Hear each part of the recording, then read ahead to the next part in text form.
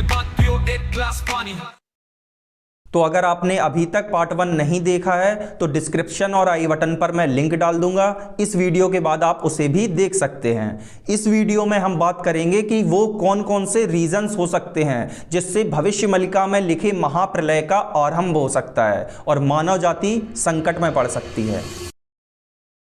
Disclaimer में बता दूं कि ये सारे पॉसिबल रीजंस हैं जो वेरियस रिसर्च और आज की स्थिति को समझते हुए अपने अनुभव से बताए जा रहे हैं। इस वीडियो का मकसद हरगिज डर फैलाना नहीं है बल्कि लोगों को जागरूक और सचेत करने का है।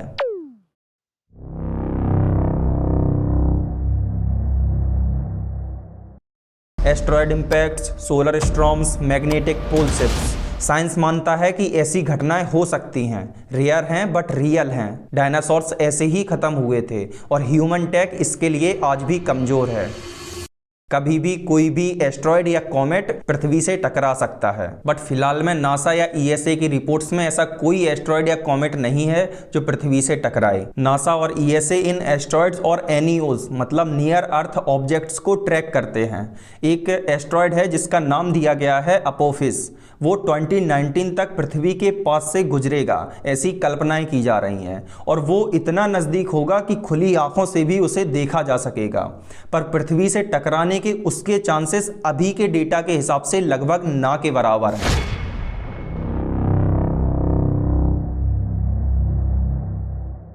ये सबसे साइंटिफिकली प्रूवन डेंजर हैं। क्लाइमेट चेंज रिजल्ट एक्सट्रीम गर्मी, फ्लड्स, जंगल कटना result oxygen imbalance, glacier melt result coastal cities का सर्वाइवल डेंजर में।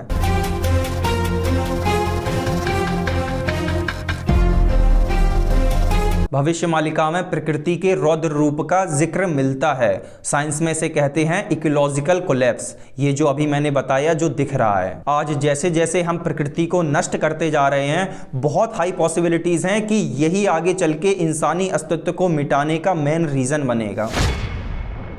2023 ये हमारे इंसानी इतिहास के 10 सबसे गर्म साल रहे, जिसमें से पिछला ही साल 2023 on record was the hottest year ever. इतनी गर्मी नहीं पड़ती, पर जितनी गर्मी आज है इतनी गर्मी मैंने अभी तक लाइफ में बता रहा हूँ, इतनी गर्मी मैंने झेला नहीं है। ग्लोबल वार्मिंग वैसे ही ह्यूमंस के लिए एक रेड सिग्नल है। आप देखो 45-48 डिग्री पर हालत खराब हो जाती है, बाहर निकलना दुश्वार हो जाता है। अब आप जरा सोचो कि बाहर गर्मी धधक रही है, अंदर आपके इलेक्ट्रिक इक्विपमेंट्स नहीं चल रहे हैं, ना एसी चलेंगे। क्यों? क्योंकि एसी डिजाइन नहीं होते इतने टेम्परेचर के लिए। हम ये मान लेते हैं कि अगर नई टैक्स से नए एसी बन भी गए तो बिजली की ग्रिड्स बैठ जाएंगी, इतना लोड नहीं उठा पाएंगे। क्योंकि जब मरने जैसी हालत होगी तो आप इकलौते नहीं होगे जो एसी चला रहे होगे, सारे लोग एसी खरीदेंगे और इससे सीधा असर पड़ेगा इकोनॉमी पे। खाद्यान्न के दाम बढ़ेंगे। आप कल्पना करके देखना कि क्या क्या हो सकता है, क्योंकि हर डिजास्टर इकोनॉमी से जुड़ा होता है और इकोनॉमी जुड़ी होती है आम लोगों के रहन सहन से। इकोनॉमी टूटी तो आम लोगों का जीना दुश्वार हो जाएगा। मैं डरा नहीं रहा हूं, सिर्फ सचेत कर रहा हूं। और एकदम से नहीं हो जाएगा ये सब, ये धीरे धीरे साल दर साल हो रहा है। हर साल गर्मियों में टेम्परेचर अपने नए रिकॉर्ड तोड़ रहा है, किसी से छुपा नहीं है कुछ।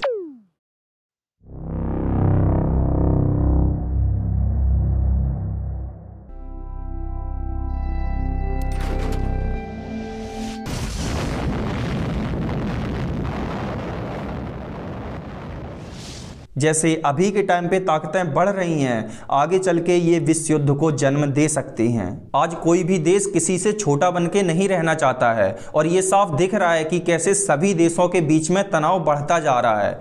बहुत पॉसिबिलिटीज़ हैं कि ये वर्ल्ड वॉर को जन्म दे सकते हैं और ये वर्ल्ड वॉर, ये विश्व युद्ध बहुत विनाशकारी होगा। क्योंकि आज के युद्ध तलवारों से नहीं लड़े जाते, आज के युद्ध बायो वेपन्स, न्यूक्लियर वेपन्स और इकोनॉमी वेपन्स, इनसे लड़े जाते हैं, जिससे मास लेवल पर तबाही फैलती है। भविष्यमालिका के शब्द जैसे लोहे का पक्षी और अग्नि बरसाता हुआ शस्त्र, ये आज के मिसाइल्स और फाइटर जेट्स से कंपेयर किए जाते हैं।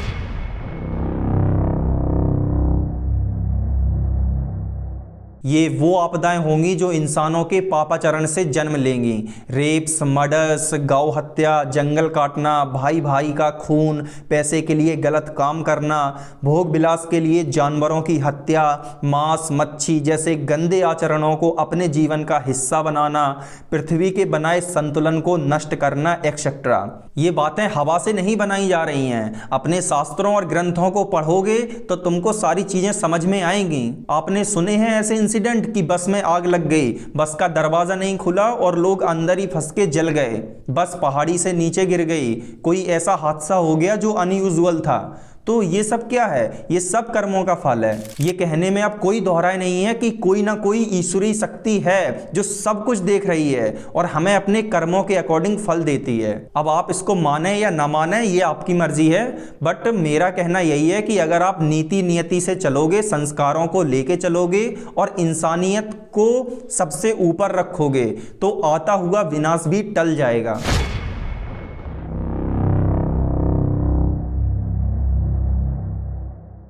आज कुछ समुदाय अपने धर्म को श्रेष्ठ दिखाने के लिए किस हद तक जा रहे हैं। मेरे लिए मेरा धर्म महान है, उसके लिए उसका धर्म महान है। तो इसमें लड़ाई कहाँ हो रही है? ये लड़ाई वहाँ हो रही है जहाँ धर्म के प्रति कट्टरवादिता है। ये लड़ाई वहाँ हो रही है जहाँ अपने धर्म की महानता दूसरे धर्म के लोगों पर थोपी जा रही है। चाहे हिंदू हो, चाहे मुसलमान हो, चाहे क्रिश्चियन हो। जैसा हमने अभी देखा कि विदेशों में सनातन धर्म का किस तरह अपमान किया जा रहा था, उसके झंडे वगैरह फाड़े जा रहे थे। तो ये मूर्खता है, ये समझदारी नहीं है। धर्म बनाए ही इसलिए गए थे ताकि लोग नीति और नियति के रास्ते पर चलें, इंसानियत के रास्ते पर चलें। लेकिन आज उन्हीं धर्मों की परिभाषा पूरी तरह से बदल दी गई है। तो ये एक कारण हो सकता है देश के अंदर ही गृह युद्ध होने का। जैसे आप देख रहे हो कि भाई भाई से लड़ रहा है, पड़ोसी पड़ोसी से लड़ रहा है, जाति जाति से लड़ रही है, भाषा भाषा से लड़ रही है और धर्म दूसरे धर्म से लड़ रहा है। ये सारे कारण हो सकते हैं देश के अंदर ही देश को तोड़ने के। विदेशी ताकतें शामिल हैं तुम्हें आपस में लड़वाने के लिए। तो मैं तो यही बोलूँगा कि इनसे दूर रहो, अपनी बुद्धि को शुद्ध करो और सही और गलत के बीच का फर्क समझो।